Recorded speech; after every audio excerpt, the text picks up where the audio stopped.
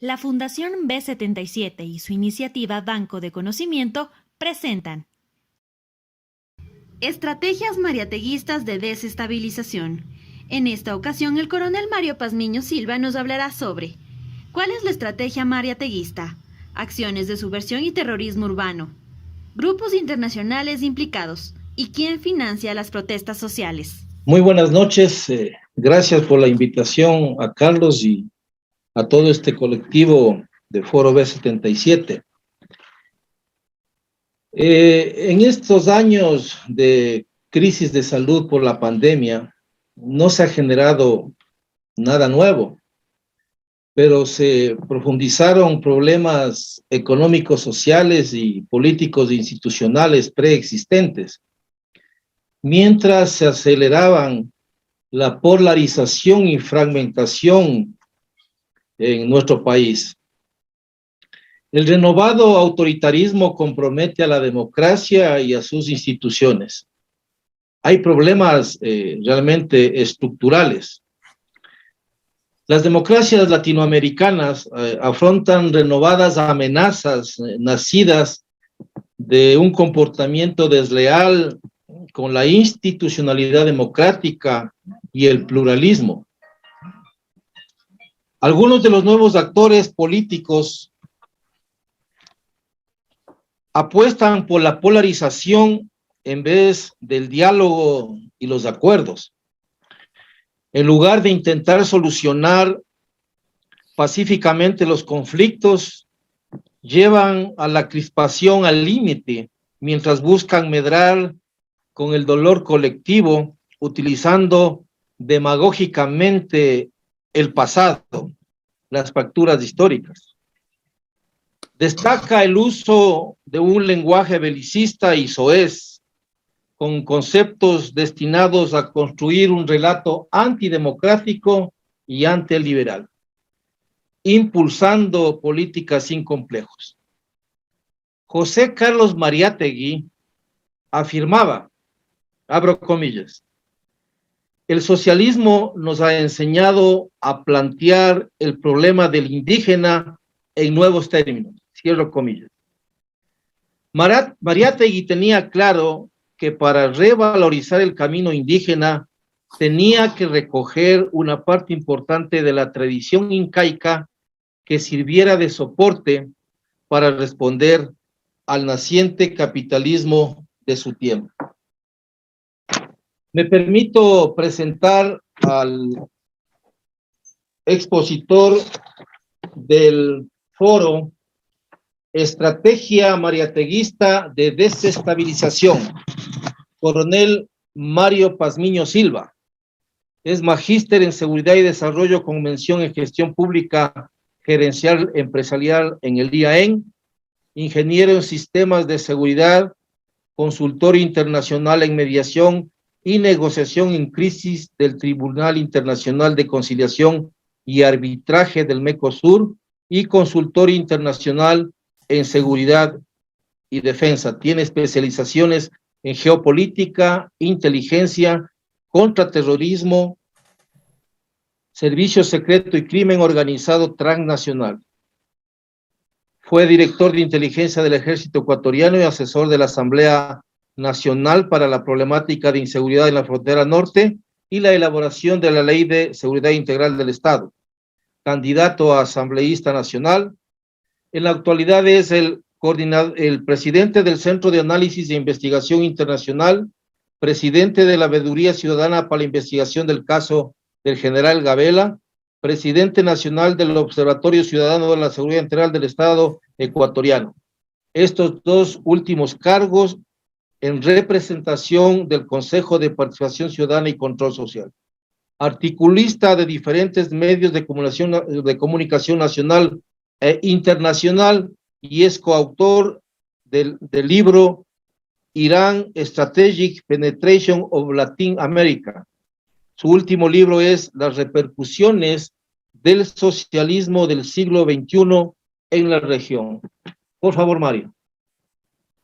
Muy buenas noches, muchísimas gracias Pepe, gracias a Carlos y a este distinguido grupo de damas y caballeros que han formulado una invitación para poder conversar con ustedes. Por el tiempo, quiero concentrarme directamente en la exposición, sin antes, pues, nuevamente agradecerles por la gentileza.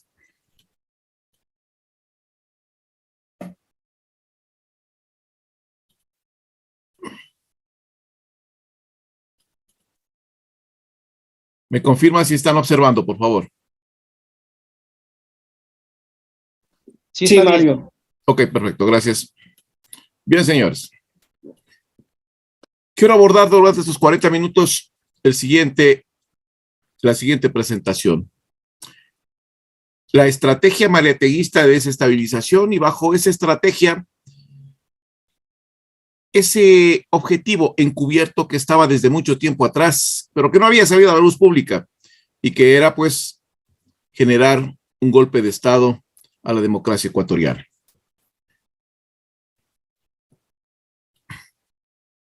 Carlos Mariátegui, indiscutiblemente que fue una de las personas más influyentes dentro de la ideología marxista y fundador del Partido Comunista Peruano.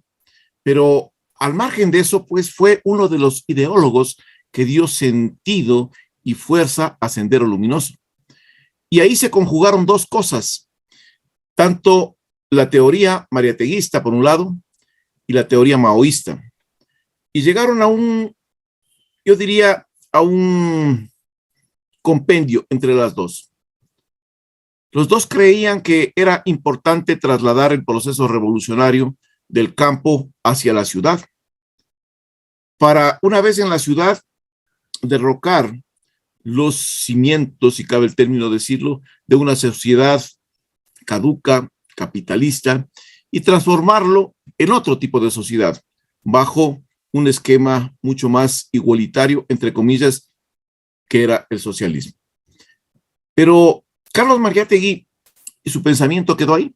Sendero Luminoso también quedó ahí, con la cantidad de muertes originadas en Perú por tratar de imponer este posicionamiento ideológico. Esas ideas no se extinguieron. Esas ideas fueron comenzadas a ser recogidas por diferentes otros activistas, y dentro de esos activistas, pues indudablemente estuvo el señor Issa, quien presenta un libro denominado Estallido, que sería interesante que lo lean. En ese libro recoge el fundamento del mariateguismo y del maoísmo, que es trasladar el proceso de subversión o el proceso revolucionario, como quieran ustedes llamarlo, del campo hacia la ciudad. Esto es lo que vimos en el 2019. Esto es lo que acabamos de ver y presenciar con las devastaciones generadas en el 2022. Pero para hacer esto se necesita varios elementos.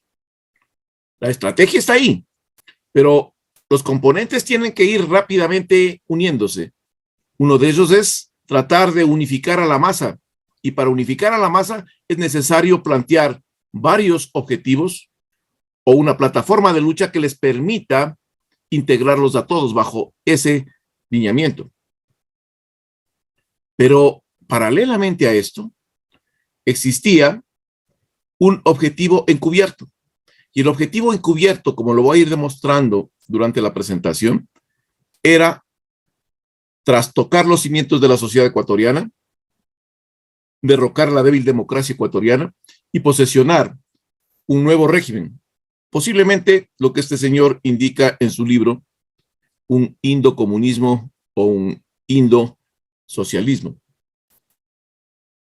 Estos elementos se dieron, pero para hacer y materializar estos elementos era necesario transformarlos y utilizar varias estrategias. Estas estrategias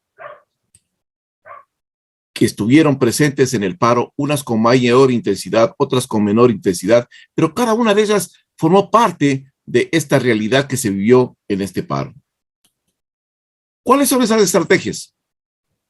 Estrategia Black Bloc, estrategia de la revolución molecular disipada, estrategia de los lugares de paz y cordones humanitarios, estrategia mariateguista, que voy a explicar más detalladamente en qué consiste, y la estrategia Huipala. ¿En qué consiste en cada una de estas estrategias?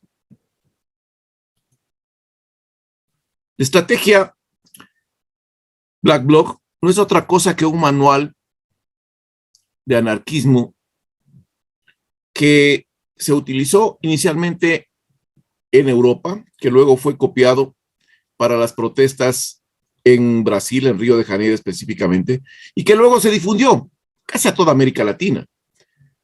Este manual trata de cómo se tiene que confrontar a la fuerza pública, cómo se tiene que enfrentarse a la fuerza pública y causar el mayor cantidad de destrucción que le permita a esa fuerza pública, pues, actuar represivamente. Y ahí comienza la segunda etapa.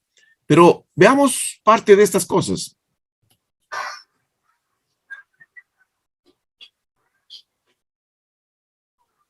Aquí no importa, señores, la propiedad pública, privada. Lo que importa es causar la mayor cantidad de daño posible.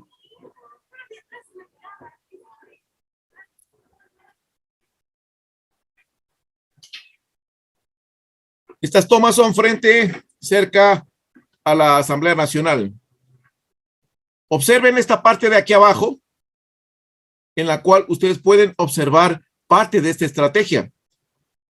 Las diferentes filas que se utilizan para agredir y actuar contra la fuerza pública.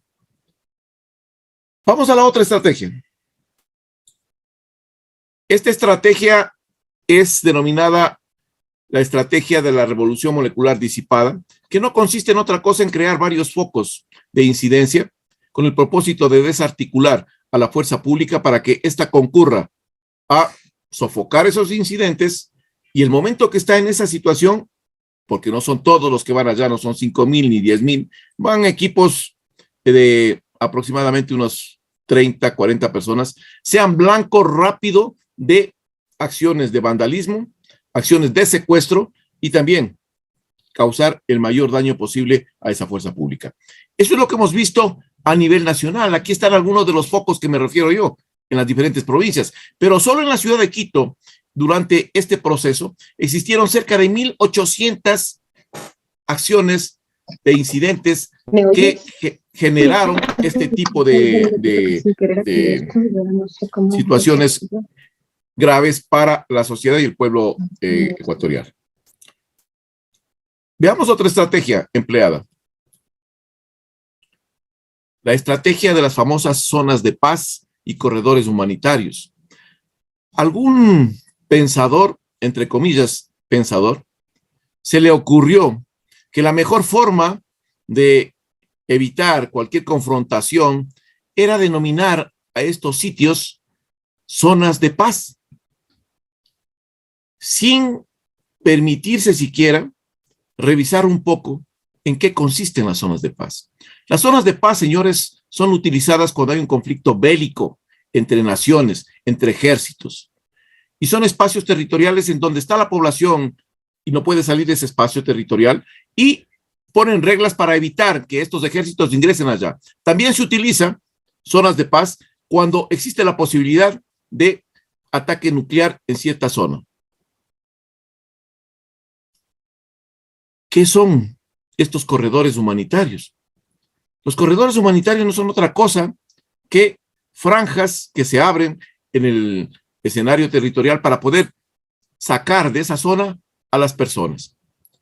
Pero todo esto es en marco de un conflicto. Aquí en el país no existió en ningún momento un conflicto armado, pero sí existió estas zonas de paz y corredores humanitarios con otros propósitos: reabastecerse, planificar, armarse, equiparse para salir desde ahí a enfrentar a la fuerza pública y a la sociedad ecuatoriana. Esas son las famosas denominaciones de zonas de paz, donde supuestamente pues ahí iban a descansar. ¿Descansar para qué? Para seguir agrediendo a la sociedad. ¿En qué consiste la otra estrategia? La estrategia mariateguista.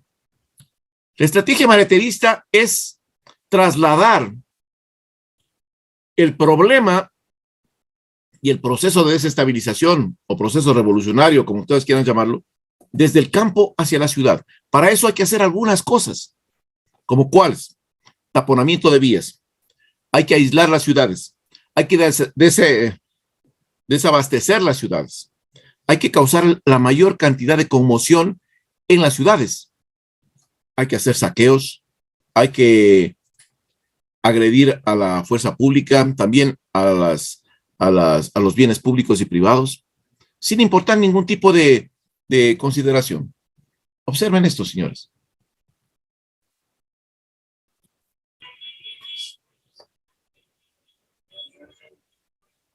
Para aplicar esta estrategia se necesita también recursos, y eso voy a hablar posteriormente por la declaración del presidente de la República. Esto no se mueve con patriotismo, esto se mueve con recursos económicos.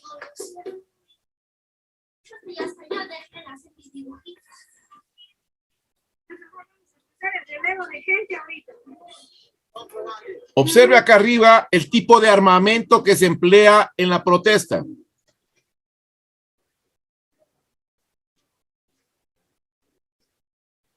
Eso es parte del famoso ejército indígena. Sí, mi amor, me toca ir a traer a otro grupo de gente. Dale. Observe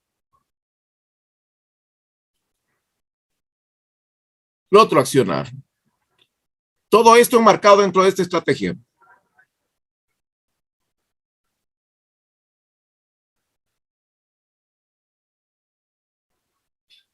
Están atacando un UPC.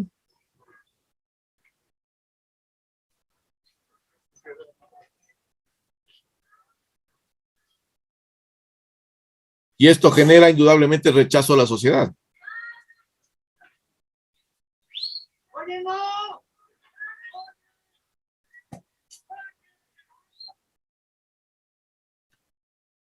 Rápidamente, viendo la estrategia mariateguista y cómo se empleó en las principales ciudades, eso nos determina que existió una organización previa, una estrategia establecida, objetivos inmediatos por conquistar o alcanzar, y una planificación con un esfuerzo logístico también bastante fuerte. La estrategia Huipala. Esta estrategia es bastante interesante, porque esta estrategia quiere, por un lado, convencer al pueblo indígena de que su lucha es una lucha para alcanzar ciertos beneficios de toda la sociedad ecuatoriana. Jamás se le dice que esa lucha tiene un objetivo encubierto, que es llevarle a este señor a la presidencia de la República. Aquí son los 10 puntos, compañeros. Y si por ese plazo se cae, no hay problema, compañeros. En este caso, generar, en este caso, desestabilización. Únicamente sus criterios. Y usted lo sabe, públicamente, ahora hay más de 10.000 personas. Jamás, sobre los ánimos expresados de la gente, jamás los dirigentes hemos mencionado tal situación que usted está mencionando. Observemos si esto es verdad. Porque hemos podido pasar 2 filtros sin problemas. Ahora mismo, compañeros, ya tenemos estrategias que no podemos hacer tan público, pero ustedes con la consigna, fuera Lazo, fuera, así, compañeros. Y vamos de manera ordenada a tomar el Palacio de Carolina. Buenas tardes.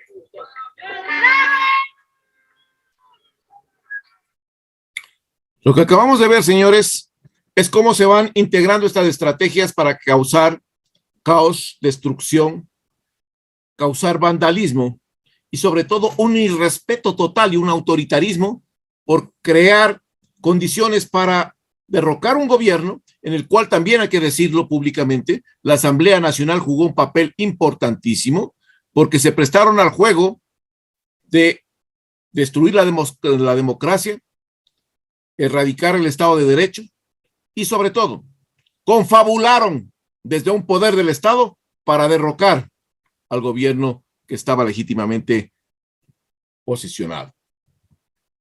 Pero estas estrategias no pueden estar separadas de acciones de subversión y terrorismo urbano. y algunos grupos que vienen participando directamente de esta situación. Aquí se dieron un sinnúmero de acciones, señores, de subversión y terrorismo urbano, en la cual estuvieron inmersos varios grupos nacionales e internacionales. Grupos como la Brigada Simón Bolívar, que voy a explicar posteriormente, los CDRs de la Revolución Ciudadana, el movimiento guevarista, el grupo mariateguista o Pucainti Sol Rojo y el colectivo insurgente. Cada uno de estos elementos, unos más adelantados en una etapa de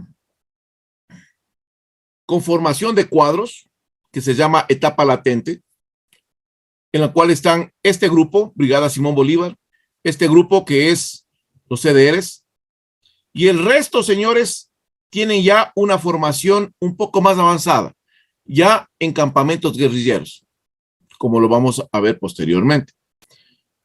Me paso a los grupos internacionales. Aquí tenemos el grupo denominado Comandos de la Frontera, una facción de la Segunda Marquetalia o la antigua FARC, que opera también a través de el Comando Vermelo, que es una protomafia brasilera, y que operan en la provincia de Sucumbíos. Pero esta estructura fue la que entrenó al movimiento guevarista en el sector de La Bonita, entre la provincia de Sucumbíos y Carchi. De igual forma, es necesario manifestar que hay un grupo venezolano que viene desde mucho tiempo atrás operando en toda la región donde se desplazó todo este proceso migratorio. Su misión fundamental cuando fueron liberados de la cárcel en Caracas fue el de conmocionar a las sociedades de los países de acogida para generar un mal precedente. Y estos vinieron con esa consigna. Han sido repatriados desde Colombia, desde Perú, desde Chile, algunos desde Bolivia, también desde Brasil, pero no había uno solo repatriado en Ecuador. Hasta que la información confirma que este grupo tiene ya un asentamiento bastante importante. Es altamente violento, se dedica al narcotráfico, a la situación de sicariato y también de robo a gran escala, y opera en los siguientes sectores: sector de Pomasqui, parte del sector de Calacalí, en el sector de la Cima de la Libertad, Vicentina Baja, en el sector de Quitumbe, en el sector de Calderón. Son las zonas de influencia del Tren de Aragua. Pónganse a pensar ustedes. Este grupo y este otro que está acá atrás, que es el grupo Pikachu, que es también un grupo colombiano dedicado al tema de narcotráfico por un lado y también por otro lado dedicado a la situación de sicariato, robos, secuestros, etcétera, etcétera. Estos dos grupos posiblemente son los que actuaron en la emboscada que se realizó en el sector de Calacalí, en donde fue emboscado un convoy militar que estaba custodiando camiones con abastecimientos para la ciudad de Quito y también combustible. Resultado de eso, una gran cantidad de personas heridas. Segunda Marquetalia, una organización que opera en el departamento de Putumayo y que tiene incidencia directamente hacia territorio ecuatoriano. Pero, ¿por qué le pongo aquí esta fuerza? Porque esta Segunda Marquetalia o antigua FARC tenía una condición especial: crear una retaguardia estratégica. Y la retaguardia estratégica está acá, señores. Movimiento guevarista, que se entrenó en estos campamentos en Venezuela. Y el último de los grupos es esta protomafia brasilera que se llama Comando Vermelo, que su intención está en el departamento de Putumayo, ingresó hacia territorio ecuatoriano hace 3 años atrás, viene realizando extorsiones, secuestros y su principal objetivo es el control del corredor amazónico. El corredor que al momento está siendo reactivado en virtud de que el presidente de la República reactivó la Fuerza de Tarea Conjunta Esmeraldas, pero no le dio la misión de proteger toda la frontera norte, sino lo dejó solo en Esmeraldas, taponando el corredor del Pacífico. Eso quiere decir que el otro corredor se articuló rápidamente a esta dinámica de el traqueteo que ellos denominan así. Estos son los grupos, señores, que están operando, unos con más intensidad, otros con menos intensidad, y que han generado actos de subversión y terrorismo urbano. Vamos detallando algunos de ellos, especialmente los nacionales. Brigada Simón Bolívar. Esta es una organización que se creó hace aproximadamente unos 10 años atrás, de corte socialista, era parte del gobierno de Rafael Correa, el señor Chauvin era el que manejaba esta organización. Aquí están en prácticas de cómo atacar a miembros de la fuerza pública. Acá diferentes plantones de protesta, acá en un entrenamiento en el sector de Mira,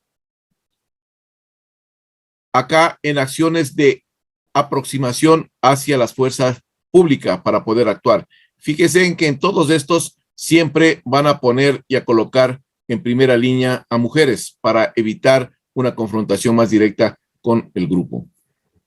Pero este grupito no se queda ahí. Fíjense en lo que hacía en los colegios.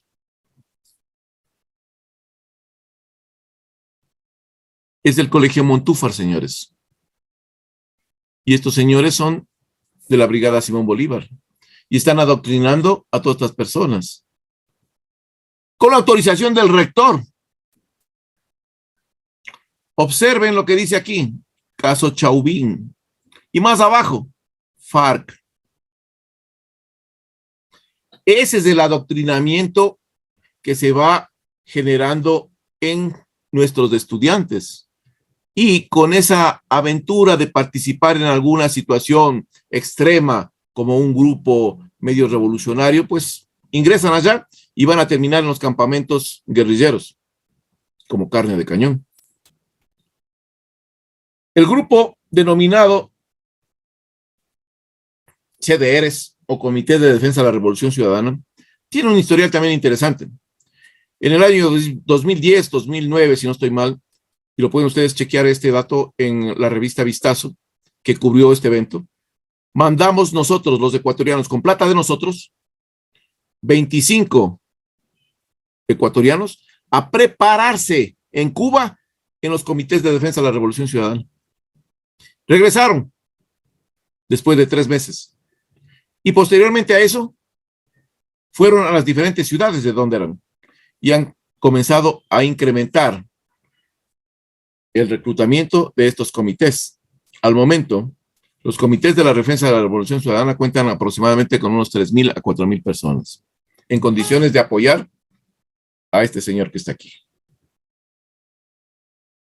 Ciudades como Guayaquil, en La Prosperina, por los Guasmos, en Quito, también, Comité del Pueblo, en el sector de la Cima de la Libertad, por citar algunos de esos. En Cuenca, en las principales ciudades. Pero no solo ahí actuó el Comité de Defensa de la Revolución. También se dieron otro tipo de acciones. Ya decía, es necesario pasar a la ofensiva. Y yo creo que hoy, aquí, en la Tacunga, tenemos que tener bien claro, cambiamos la estrategia de resistencia pasiva y organizada a la resistencia combativa.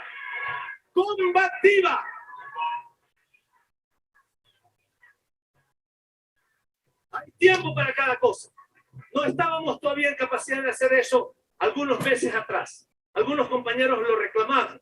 Les dábamos la razón, pero les decíamos, todavía nos falta una capacidad mayor, nuestra, pero también una capacidad, digamos, unas condiciones subjetivas de la sociedad. Y ahora definitivamente. No es que todo está facilito, pero ahora estamos en mejores condiciones. Específicas.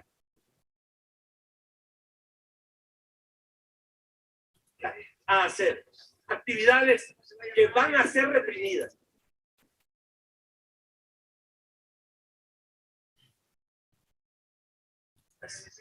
Estamos claros, vamos a prepararnos para esa represión. Esas eran las palabras del señor Patiño en la Tacunga, y que le costó un juicio penal. Este es el famoso picnic guerrillero, que lo denominaron así los medios de comunicación, donde se entrenan civiles para atacar la fuerza pública, en la cual participan militares que habían sido reclutados desde mucho tiempo atrás ya por el correísmo.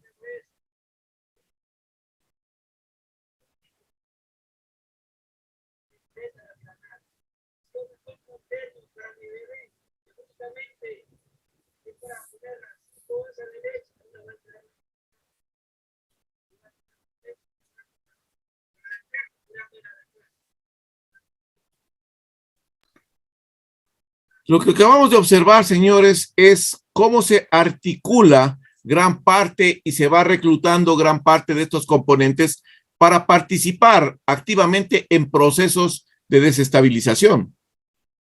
Esto no es de un día para otro. Usted no crea que de un día para otro ya salen a formar barricadas o hacen marchas. No, no, no. Esto tiene un proceso de varios años y ha venido creciendo ante los ojos, la mirada de los gobiernos de turno, que han considerado que no era tan importante. Ahí estamos viendo que sí es importante. Este movimiento guevarista, el movimiento guevarista, distinguidos amigos, se fue a entrenar, reclutó primero en ciertas comunidades indígenas a personas ecuatorianos que las llevaron bajo engaño hacia los campamentos de la Segunda Marquetalia en Venezuela, donde formaron parte de la guerrilla de la Segunda Marquetalia. Una vez que desertan dos integrantes, una pareja, son puestos, se entregan a las autoridades colombianas y de ahí se desmantela todo este andamiaje del movimiento guevarista, Tierra y Libertad.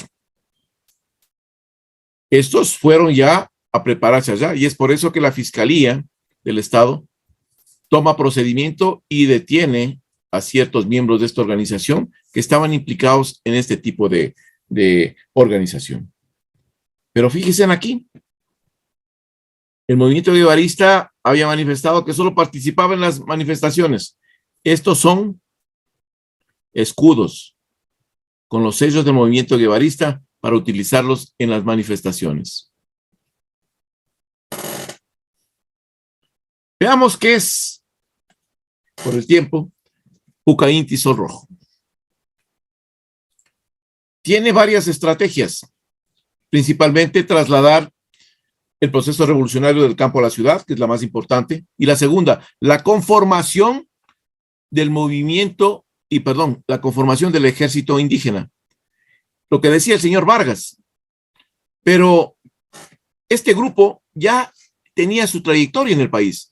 Fue creado en 1992, fue desarticulado por inteligencia militar en 1995 y no se logró terminar en su totalidad y grandes partes de las células estuvieron esperando una oportunidad. La oportunidad la trae el señor Issa cuando habla que el proceso mariateguista y este concepto de trasladar del campo a la ciudad el proceso revolucionario y la conformación de un ejército indígena son básicamente los que unen a esta organización y por eso tenemos al momento ya conformado en la Amazonía, pues estos grupos de choque que son ejércitos indígenas. Observemos, por favor.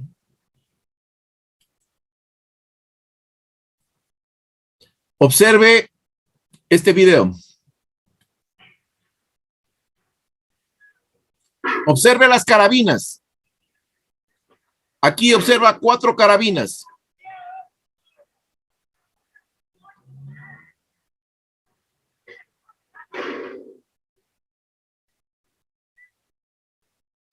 Posiblemente instructor Ibia.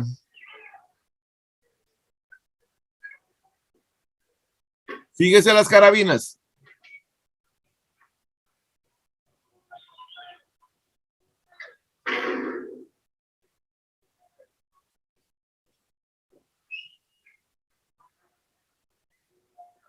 Esa es la concepción del señor Issa de una marcha pacífica. Observen esto, por favor. A esta persona. Este es un fusil de asalto.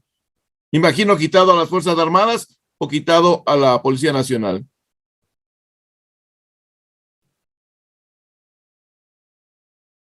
Estas son personas del ejército indígena. Y estas son personas que pertenecen a la Guardia Indígena. Esto en sí, señores, reconfirma que existió un componente armado, equipado, entrenado para atacar un convoy militar, el de Xuxunfindi, que venía con combustible y un poco de víveres, en donde falleció un soldado ecuatoriano, 18 quedaron heridos, entre policías y militares, y dijeron que eso era parte de la expresión de protesta ciudadana. Veamos el otro grupo. Este grupo es un grupo que opera en la faja fronteriza.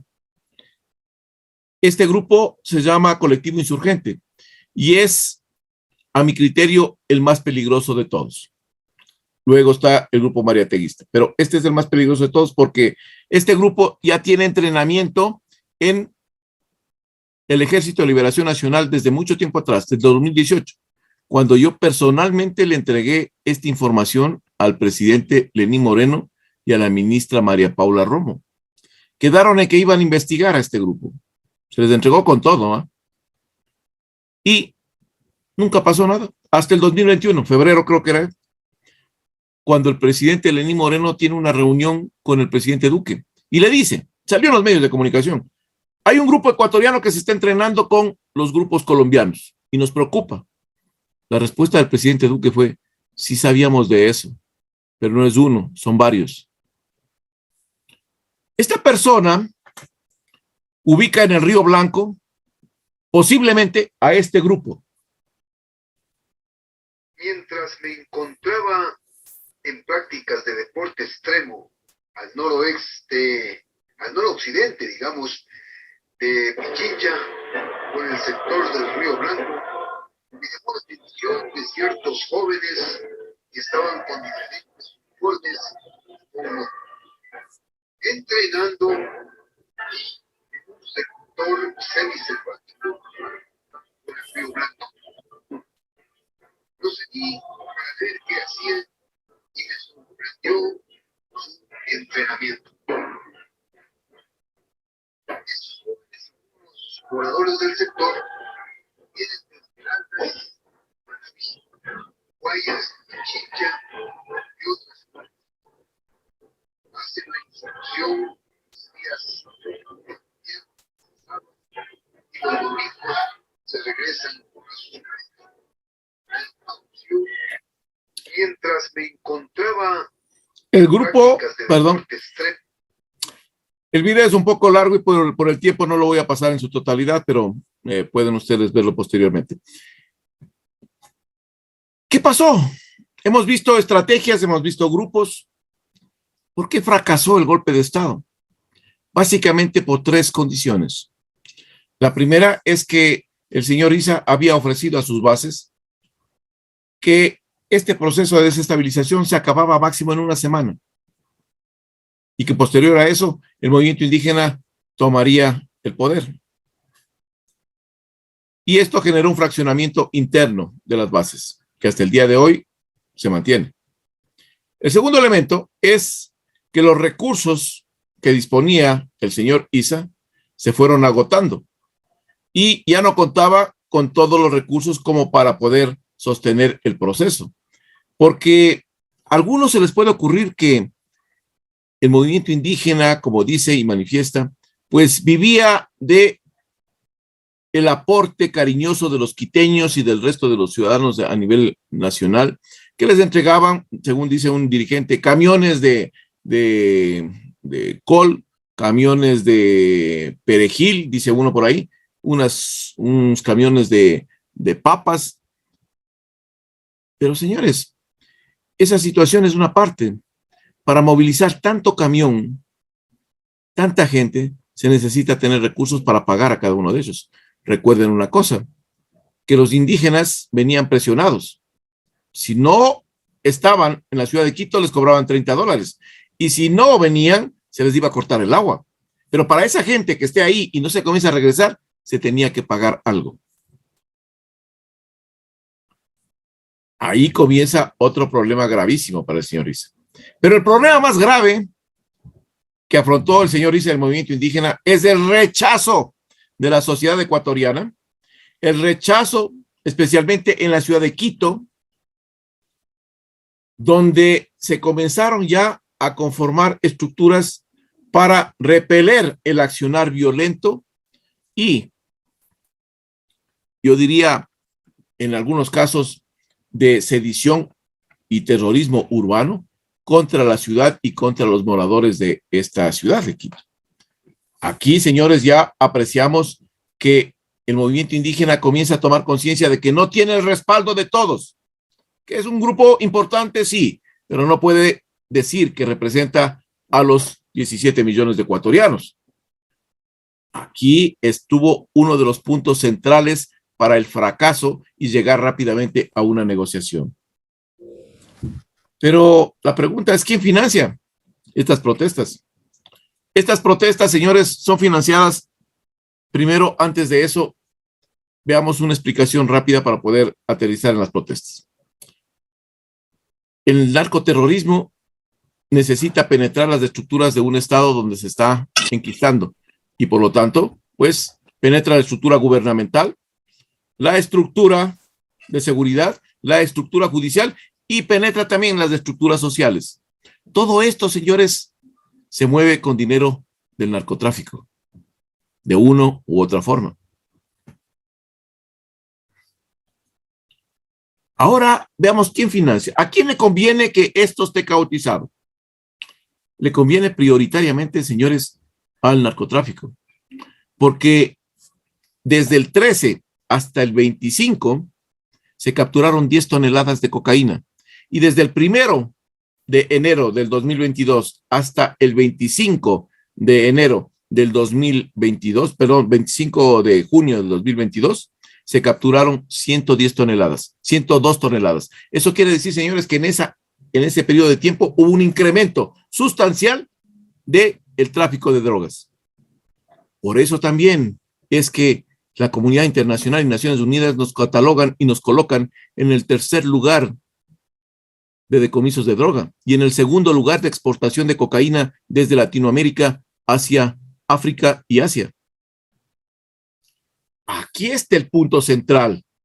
Pero una cosa es decir que este crimen organizado y el narcotráfico están interesados en que se siga manteniendo esto, y otra cosa muy diferente es decir que existen 13 millones, 15 millones o 20 millones que el narcotráfico y el crimen organizado dieron a el movimiento indígena. Eso hay que probarlo.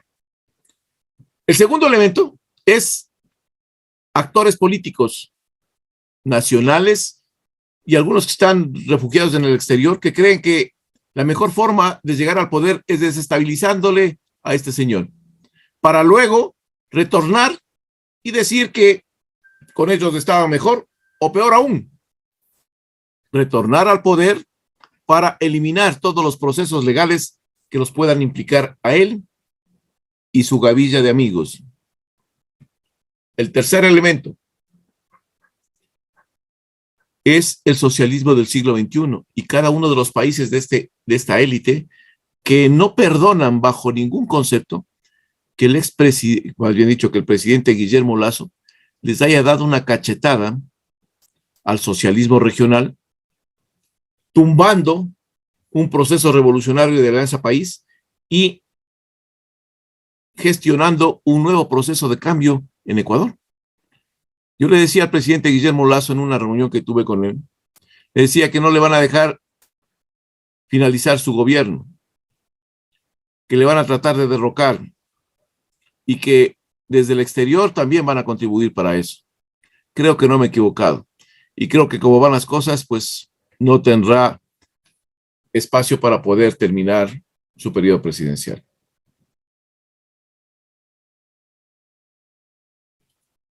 Ya voy terminando, señores, porque estoy creo que con los tiempos. Se firmó un pacto entre el movimiento indígena y el gobierno. Un pacto para evitar que esta confrontación fratricida se siga dando. Pero, señores, no se puede, bajo ningún concepto, afianzar un pacto en base a la impunidad. La impunidad no puede ser objeto de transacción en donde se cometieron un sinnúmero de atrocidades, cerca de 37 delitos, desde asesinato, secuestros, terrorismo, actos de sabotaje, ataque a la propiedad privada, porte de armas y un sinnúmero. Puedo pasarme aquí explicando cada uno de ellos, pero solo quiero traer este video para que ustedes lo puedan observar. El señor de ahí agrega servicios de emergencias. El señor ataca por las espaldas de la ciudad de allá. Dice que se muere el paciente, un paciente con cáncer terminal. Con cáncer terminal el paciente. Aquí con la señora. La señora está aquí. Ahí está la señora. Les tengo plenamente identificados. El señor de ahí, el señor de ahí. El señor agrede al señor. Señores, yo voy a pasar con el paciente. Es un paciente, señor. Voy a pasar con el paciente. Señores, esa es la marcha pacífica. Ese es el famoso acuerdo entre el gobierno y el movimiento indígena, y según se visualiza, pues todo va a quedar en un estrechón de manos y no ha pasado nada. Creo que eso no podemos permitir los ecuatorianos. El gobierno tiene 90 días, al momento ya creo que 80. Pero el gobierno también ha cometido varios errores. Y uno de los últimos es el haber manifestado que el narcotráfico entregó 15 millones de dólares al movimiento indígena.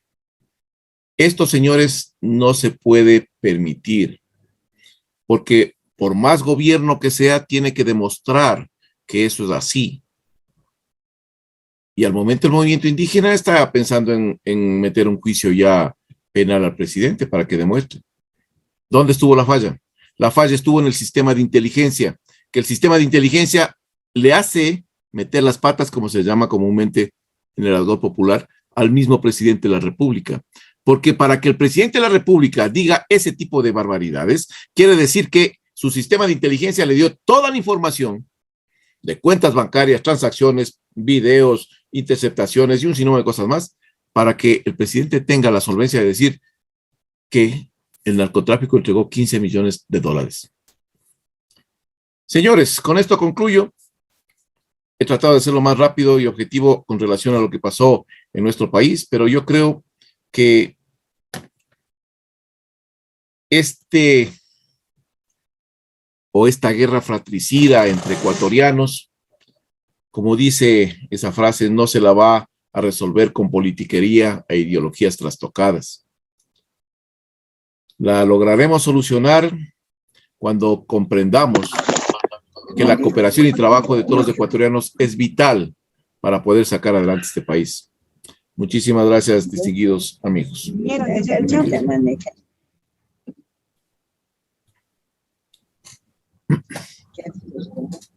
Permítame, voy a dar contestación a algunas de las preguntas que tengo formuladas por acá, que han hecho algunas personas, hicieron algunas preguntas. El señor Marcelo Jaramillo me indica que hasta antes del nefasto narcocorreísmo, los civiles de a pie podíamos tener armas de protección, no de ataque. Y concluye que se debe hacer qué se debe hacer para recuperar nuestros derechos a la legítima defensa. Hay que exigirle al gobierno, distinguido amigo, que cumpla lo que dijo en campaña, entregar y reportar nuevamente esas armas y entregarle la facultad para que el pueblo ecuatoriano tenga la capacidad de defenderse ante la inacción de la fuerza pública, que no puede hacer mayor cosa, señores. Se necesita que el Estado ecuatoriano retome nuevamente esta tenencia y porte de armas para poder defendernos. Dos factores importantes: crimen organizado transnacional que está operando en el territorio nacional, en donde los delincuentes tienen armas y los civiles nada. Aquí no puede haber unos que sí tengan autorización de porte de armas, como camaroneros, bananeros, ganaderos, y los otros no. O sea que solo a ellos les asaltan. No, señores, a todos nos asaltan. Por lo tanto, necesitamos esto. Señor Fausto Ponguillo dice: estimado Mario, es muy fuerte la percepción de que la población que no somos beligerantes, que somos mayoría, no tenemos seguridad ninguna frente a estas pseudo protestas, y que no tenemos representatividad política para que el Estado proteja nuestros derechos. ¿Qué hacer?, se pregunta. ¿Debemos autoprotegernos? Sí, señor. Hay que autoprotegerse, hay que organizarse como sociedad para estar en condiciones de repeler a estas bandas delictivas, a estas bandas de violentos que tratan de crear caos e incertidumbre, y que no les importa si usted está con su esposa, con sus niñas, y van a entrarse a las diferentes urbanizaciones a saquear. No les va a importar. En algunas ya ahí trataron de hacerlo, pero la gente se organizó para poder defender su propiedad, la vida de sus seres queridos.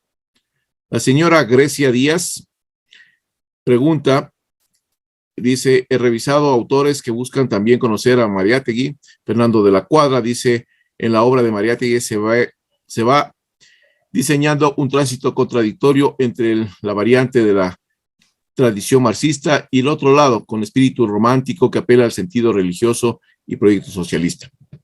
Sí, el planteamiento de Mariátegui es ese, completamente. Pero el Partido Comunista Peruano y también el maoísmo peruano le dieron la vuelta y utilizaron justo lo que usted dice ahí, conseguir que la tierra sea propiedad del campesino. Sí, señores. Entonces crearon dos condiciones: microestados, que en todos los países de América Latina han comenzado ya a posicionarse. Son los estados donde dicen que esos son territorios ancestrales y que no puede entrar nadie, ni el Estado. Y en esos sectores vieron la posibilidad de trasladar ese proceso de lucha del campo hacia la ciudad. A eso me refiero con la estrategia mariateguista, que básicamente está orientada a una desestabilización. No me refiero al pensamiento de Mariátegui, me refiero ya a la estrategia mariateguista que están utilizando las diferentes organizaciones para desencadenar actos de violencia, sedición urbana. Anita Granizo habla y dice lo siguiente: es innegable que Ecuador vive un momento crítico de su historia, amenazados por grupos desestabilizadores, no solo los dirigentes indígenas. En su criterio, ¿cuál es la mejor estrategia para neutralizarlos y, de ser posible, eliminarlos? Lo que se hace normalmente en estos grupos es localizarlos, penetrarlos, judicializarlos y reducirlos. Eso hacía inteligencia militar, cuando me refiero yo específicamente al grupo Puca Inti, Sol Rojo. Eso pasó en el año 1992, y fue este grupo eliminado en el sentido de que entregó las armas, ya no salió a la luz pública como grupo guerrillero en formación, que era una facción o una retaguardia de Sol Rojo del Perú, del comandante Guzmán, que dicen ellos. Y eso ocurrió aquí en nuestro país. Pero es necesario que los organismos de inteligencia operen y articulen en forma eficiente. El señor Fidel Tinajero hace varias preguntas, y la más importante que me parece acá creo que algunas de ellas contesté en el proceso, pero pregunta como gran interrogante aquí, ¿será el camino una nueva constitución o el retorno a la del 1998? Sí, señor. Yo soy de las personas que cree que esta constitución ampara la corrupción, ampara el robo descarado de los recursos del Estado, ampara la impunidad. Por lo tanto, se debe regresar a una constitución que con todos los problemas que puede tener, pero que era una constitución mucho más garantista y que permitía verdaderamente al Estado ejercer la potestad del Estado sobre la misma sociedad y no al revés. Creo que he contestado todas las preguntas. Muchísimas gracias y estoy presto a contestar cualquier inquietud que tenga. Adelante, José.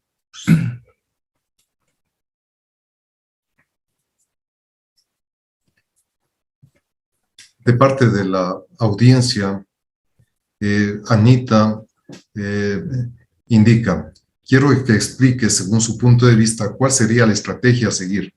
Dice, no es dable solo criticar sin plantear alternativas. Perdón, no escuché bien la pregunta. Sí, ese señora o señorita Anita, que está en el chat, indica, quiero que explique según su punto de vista cuál sería la estrategia a seguir. Indica, no es dable solo criticar sin plantear alternativas. Me parece correcto la pregunta. Y creo que ante las dos alternativas, ante las dos amenazas, hemos planteado soluciones concretas. Y lo digo porque como presidente del observatorio, y aquí están creo que 2 personas del observatorio, hemos nosotros entregado al presidente de la República, si no estoy mal, me corrige Pepe Núñez, por favor, 19 análisis político-estratégicos para el presidente de la República, para el ministro de Defensa, para el ministro del Interior, para la Asamblea Nacional, para las diferentes funciones del Estado. Hemos entregado cerca de 14 análisis de coyuntura sobre los principales problemas que tiene el país. Y de todos esos, podemos decir nosotros que el presidente ha acogido 2 de ellos. El primero, nosotros vinimos impulsando desde hace algún tiempo atrás que era necesario restablecer la Fuerza de Tarea Conjunta de Esmeraldas para taponar el ingreso de droga al país. Y el segundo, que acaba de darlo el día de ayer, o el día de hoy, militarización temporal de puertos y aeropuertos. Faltan algunas más, como ejemplo las siguientes. Reestructuración del sistema de inteligencia, que hay que hacerlo de manera rápida. Hay que reestructurar el sistema carcelario, hay que reestructurar el sistema de seguridad, hay que crear una fuerza de tarea conjunta del litoral ecuatoriano con el propósito de cumplir 2 misiones. La primera, combatir el crimen organizado, que hasta el día de hoy no se ha hecho nada. Y la segunda es restablecer los niveles de seguridad que tanto requiere la población en el contexto del litoral ecuatoriano. Una situación importante.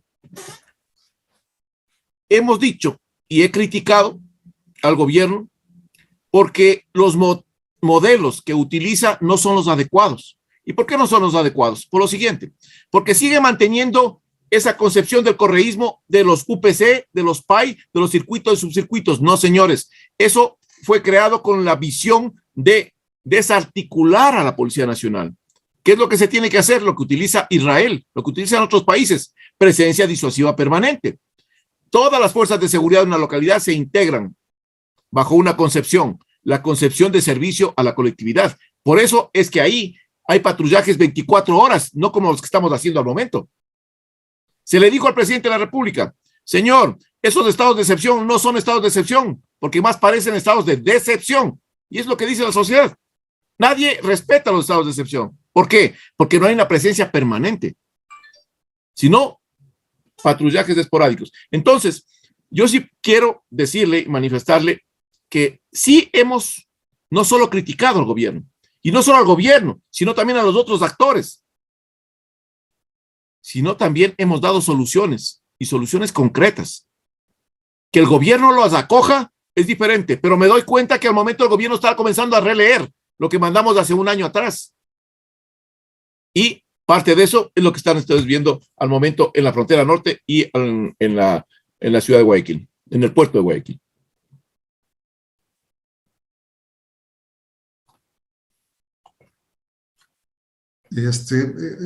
La señora o señorita Maritza Cárdenas pregunta, si existe tanta información de inteligencia, ¿por qué no actúan las Fuerzas Armadas, Policía Nacional, ante el riesgo de una guerrilla urbana narcodelincuente? ¿Deben ser entrenados con el grupo de fuerzas especiales de Colombia o con especialistas de Israel? ¿Cuál es su estrategia para desmovilizarlos? A ver, creo que contesté esa pregunta en la última parte, pero no hay problema. Yo lo que creo es que el sistema de inteligencia nacional está completamente perdido. Y no son los subsistemas, señores, porque yo puedo decir que trabajé ya cerca de 35 años, 36 años en el sistema de inteligencia militar. Ese es un sistema altamente profesional y operativo al 100%. Lo mismo puedo decir del sistema de inteligencia policial. Pero si la cabeza no funciona, me refiero al CIES, no tiene la menor idea de cómo articular a estos subsistemas y cómo trabajar con esos subsistemas, entonces ahí tenemos un problema gravísimo. Vean lo que está pasando con el presidente de la República. Las acciones que está tomando el presidente de la República son errores de inteligencia. Eso por un lado. Por otro lado, la información que tienen, no sé qué información tengan, sinceramente, pero para mi manera de pensar, yo pertenezco a un grupo regional de inteligencia y geopolítica estratégica. Y allá les puedo decir que fluye más información de la que puede fluir aquí en el gobierno central. Si no tienen esa información, señores, los sistemas de inteligencia nuevamente siguen fallando. ¿Qué hay que hacer? Nuevamente retomo a la pregunta. Primero, tener profesionales altamente preparados para penetrar, primero localizar, segundo penetrar, judicializar y reducir a esos grupos. Eso es lo que se tiene que hacer. Si es que el sistema y el gobierno no visualiza así el problema, entonces a corto tiempo tendrá que lidiar con otro problema más grave, ya enfrentar a un grupo insurgente.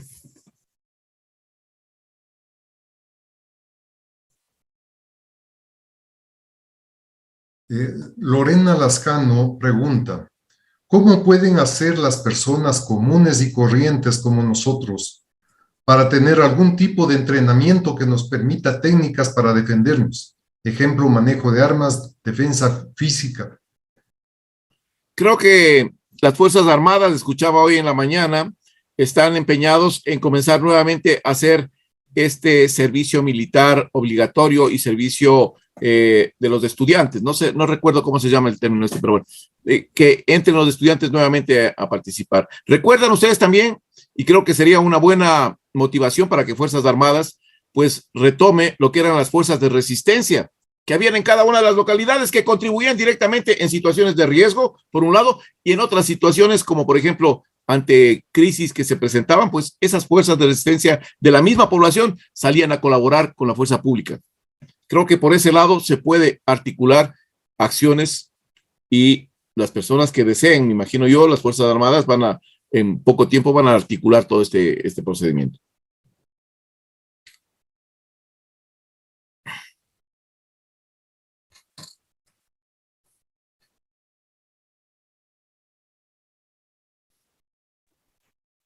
El micrófono está apagado, José.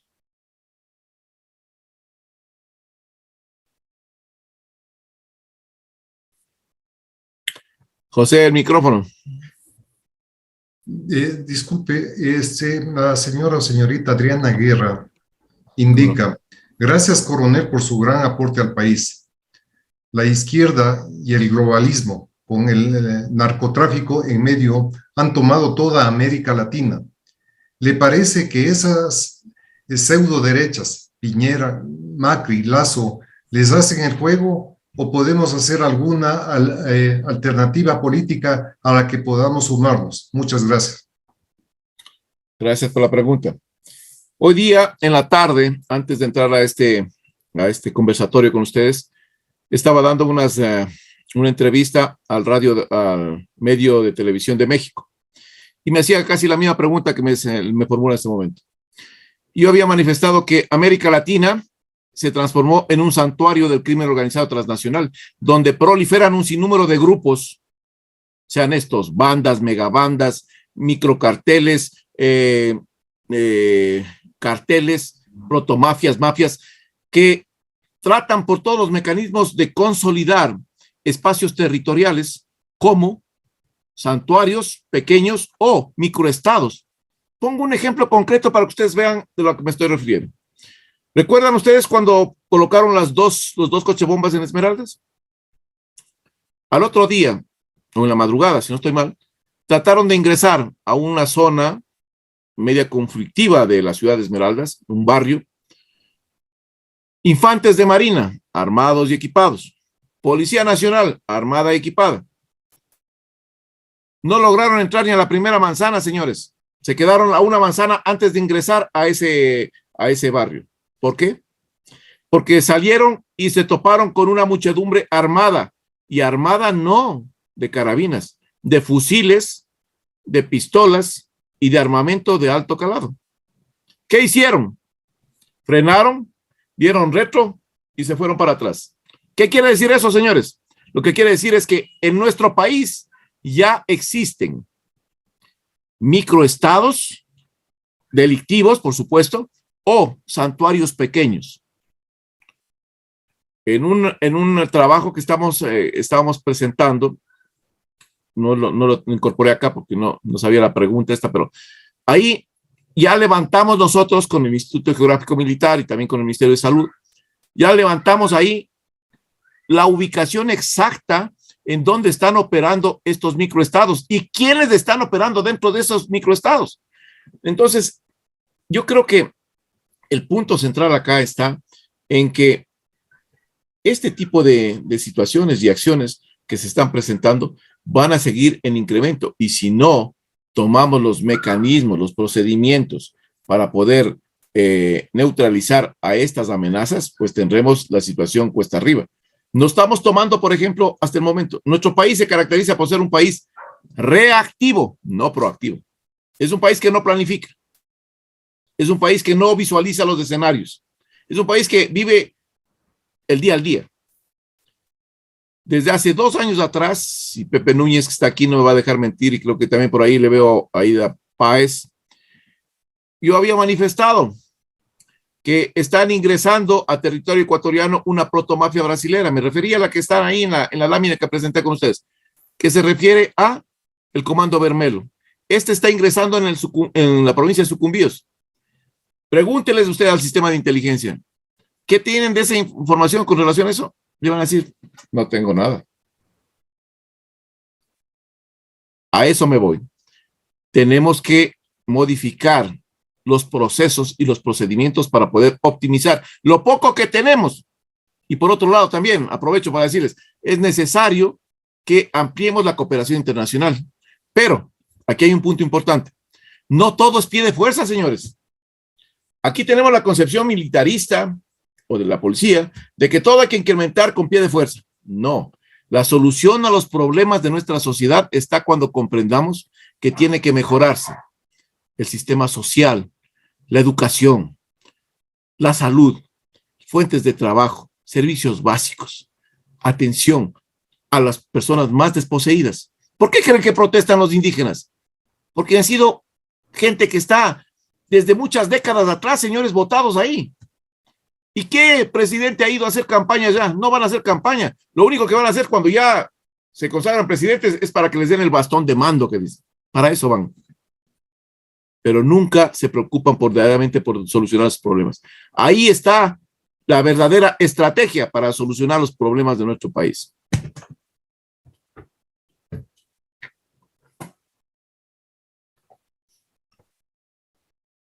Maritza Cárdenas pregunta si es posible compartir el enlace para leer el libro Estallido de Isa. Considera que debemos inteligenciarnos como sociedad civil. Claro, si ustedes desean, yo los puedo pasar el libro hoy día. Creo que Pepe le pasé recientemente. Los podemos pasar también al grupo para que puedan ustedes utilizarlo. Sin problema. Está en PDF, ¿no? Yo tengo ya, le comparto con el colectivo B77 para que lo puedan difundir. Sin problema.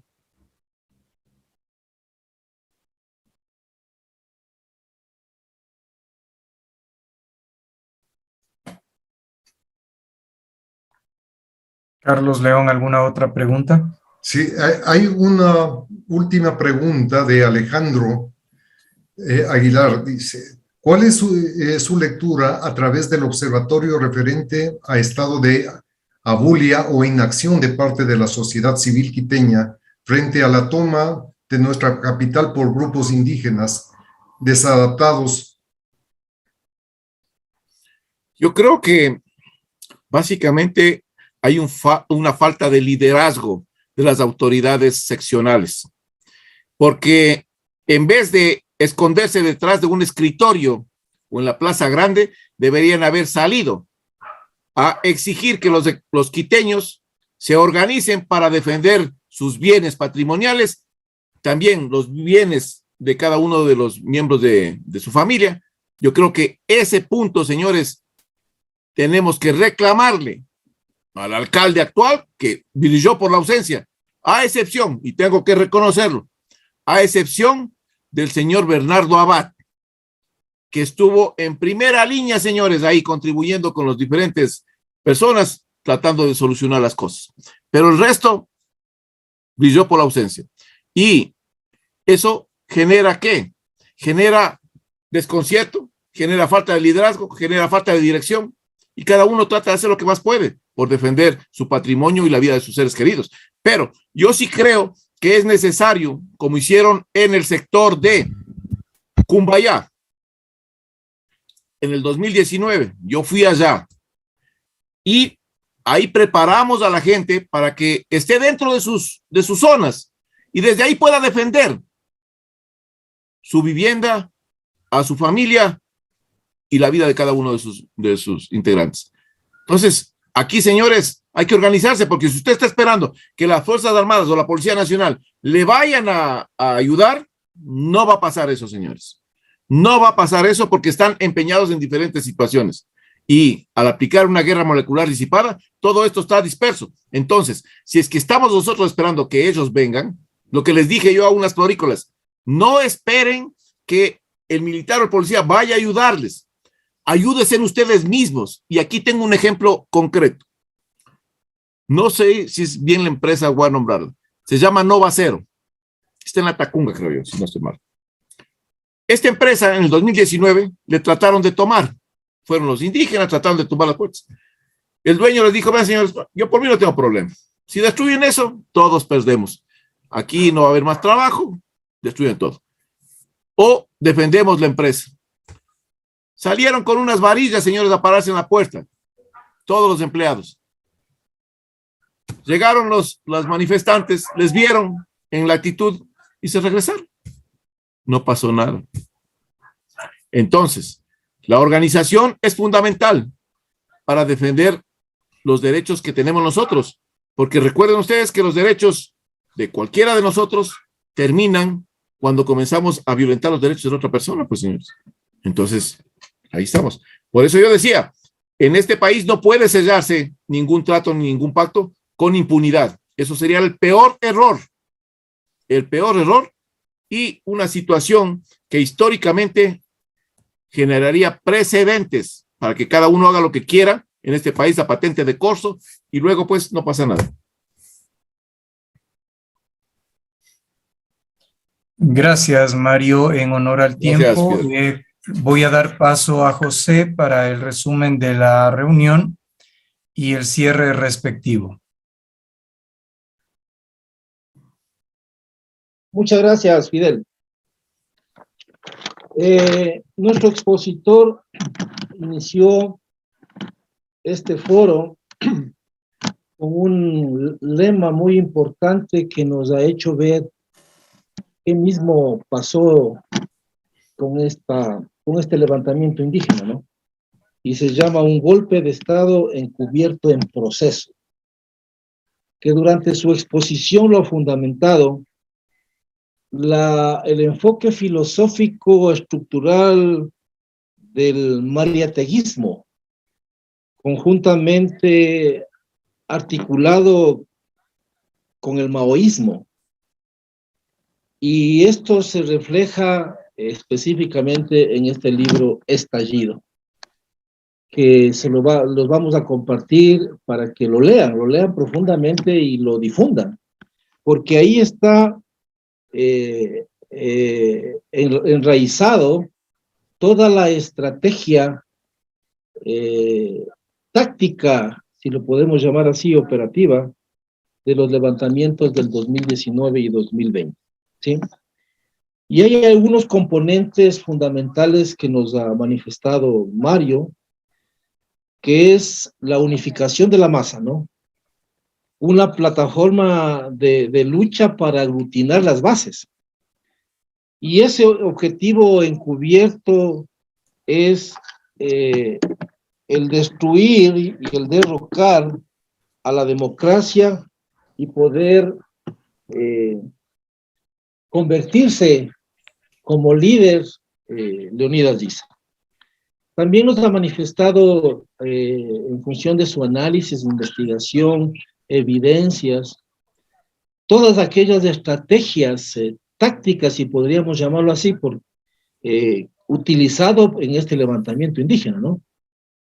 Que es el Black Bloc, los cordones humanitarios, el Huipala, la revolución molecular disipada, el terrorismo urbano, y nos hizo una presentación de todos aquellos órganos terroristas o grupos terroristas que están ya insertos en el país. El grupo indígena o los líderes indígenas han tomado como estrategia encubierta estas zonas de paz y cordones humanitarios, que esto es para caso de guerra, ¿no? Guerra entre dos países, guerra regular. Pero ellos, gracias a la investigación de Mario, lo tomaron esto para poder abastecerse, tener toda la logística necesaria, porque 18 a 20 mil indígenas estuvieron en Quito, y también para poder armarse. Entonces, este elemento de las zonas de paz y cordones humanitarios, claro, la gente piensa que pobrecitos no comen, los niños, las mujeres, pero realmente atrás de eso vemos, y nos ha manifestado Mario en este aspecto. El problema fundamental que estamos viendo sobre la base de su exposición es que definitivamente en el año 2019 y más en el 2020, que ya se lo notó más profundamente, es trasladar el problema revolucionario del campo a la ciudad. En esta táctica que utilizaron, tratan de aislar las ciudades, de desabastecer las ciudades, de saquearlo, de agredir a la fuerza pública y también irse contra la infraestructura física de los principales órganos de gobierno. Hay muchos ejemplos que nos ha podido exponer cómo está organizado ese ejército indígena, cómo pudieron plantear una táctica de filas para agredir a la fuerza pública especialmente, los ataques a los UPC, la planificación que desarrollaron para poder causar bastante daño, miedo y terror a la ciudadanía, ¿sí? Pero definitivamente con este proceso que se está desarrollando, tratan de convencer al pueblo indígena que van a alcanzar muchos beneficios, ¿sí? Pero en definitiva el objetivo encubierta es que ellos quieren tomar la presidencia de la República. Un 7% que es la cantidad indígena que está presente en este momento. Hemos visto en la exposición al detalle y evidenciablemente estos grupos de violencia urbana, que no se ha visto antes, acciones subversivas y terroristas urbanos, ¿sí? Por lo que también no han podido sostener por más tiempo porque lo hubieran querido. Lamentablemente está fraccionado las bases, se agotaron los recursos y los apoyos, y también hubo un rechazo de la sociedad. Hemos visto cómo ha reaccionado la ciudadanía de Quito en contra de esto. Entonces, hemos escuchado y hemos visto planteamientos de esta problemática que realmente a cada uno de nosotros como ciudadanos nos debe preocupar mucho y nos debe llevar a motivarnos a accionar en algún momento. Y creo que uno de los pasos sustanciales es este colectivo, ¿no? Este colectivo de profesionales del Foro B77, que a través de esta charla hace un poco contextualizar lo que estamos viviendo y llevarnos a la reflexión. Definitivamente creo que es el inicio de un proceso que nos tiene que llevar a concientizar lo que el país está viviendo y que felizmente habemos muchos ciudadanos que no lo podemos permitir. Esto sería un resumen muy ejecutivo de lo que hemos tenido, de la excelente exposición de Mario. Agradecerte, Mario, y también agradecerte, mi estimado Carlos y Fidel, por permitir estar aquí. Un abrazo. Muchas gracias, Pepe. Muchas gracias, Mario. De verdad, nos sentimos privilegiados de tener la oportunidad de aprender en una sociedad que ahora se mueve por WhatsApp, por Facebook, por mitades de verdades, mitades de mentiras. Es siempre refrescante tener acceso al conocimiento, a la información real, a la explicación que nos permite entender por qué pasan las cosas. Entonces, sinceramente, gracias por compartir toda tu experiencia, todo tu conocimiento con todos nosotros. Segunda cosa, quisiera, como decía Pepe, reflexionando así, Mario nos ha presentado cómo está de organizado toda esta cosa, ¿sí? No son actos espontáneos, no son actos de un día a otro, es algo que viene con mucha planificación, con mucha organización. La única forma de enfrentar eso es a través de organización también, de organizarnos nosotros. No podemos seguir quejándonos sin organizarnos. Y hay mucha gente buena, muchas organizaciones buenas en el país. Y yo pienso que todavía somos la mayoría, pero tenemos que organizarnos igualmente. Tenemos que entender que conseguir un estado sostenible, seguro y de progreso para nuestros hijos, sobre todo, requiere que todos pongamos al hombro y que todos nos organicemos. La única forma de enfrentar algo que parece que está tan organizado. Y finalmente, la última cosa que quisiera decir es, yo creo que el peor daño que nos han hecho como país, los que quieren manipular esto, es dividirnos. Una vieja estrategia es dividir para conquistar. Y eso es lo que han logrado con nosotros, dividirnos. Y en eso quisiera hacer un pedido y un llamado a todos de que este tipo de cosas, los hechos que están pasando ahorita, lo que ha incrementado esa división. De pronto los indígenas se han convertido como enemigos, cuando nosotros sabemos que en un país como el nuestro, nosotros somos todos mestizos, nosotros somos en algún porcentaje indígena y debemos estar orgullosos de eso. Es nuestra identidad, es nuestra ecuatorianidad. Y somos hermanos.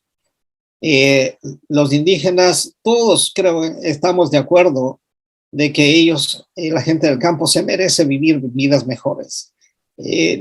Ha sido un crimen de todos nosotros, de todos los gobiernos, de todo el país, dejar que la gente en el campo, los niños en el campo, vivan las vidas difíciles que ellos tienen que vivir.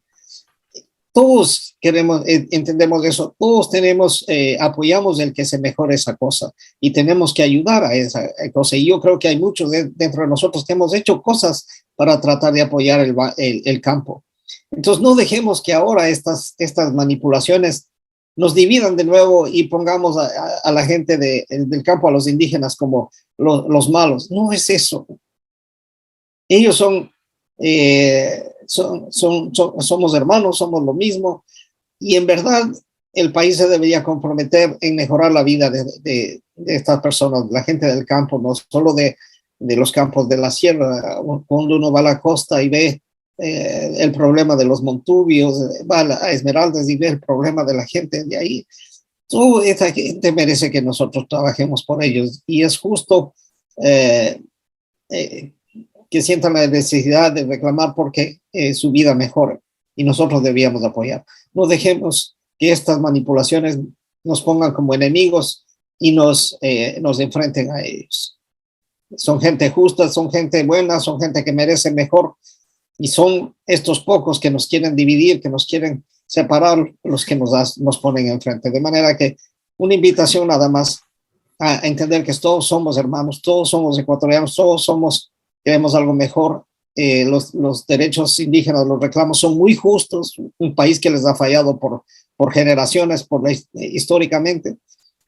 Todos queremos que eso mejore, pero no, lo más indignante es que esas cosas, aspiraciones justas, sean utilizadas por gente que nos quiere dividir. Es un llamado a no dejarnos dividir, ¿no? Y todos somos ecuatorianos, todos somos hermanos. La Fundación B77 agradece tu atención y te invita a continuar visitando nuestro contenido. Síguenos en nuestras redes sociales. Para comentarios o sugerencias, escríbenos al correo fundacionb77@gmail.com.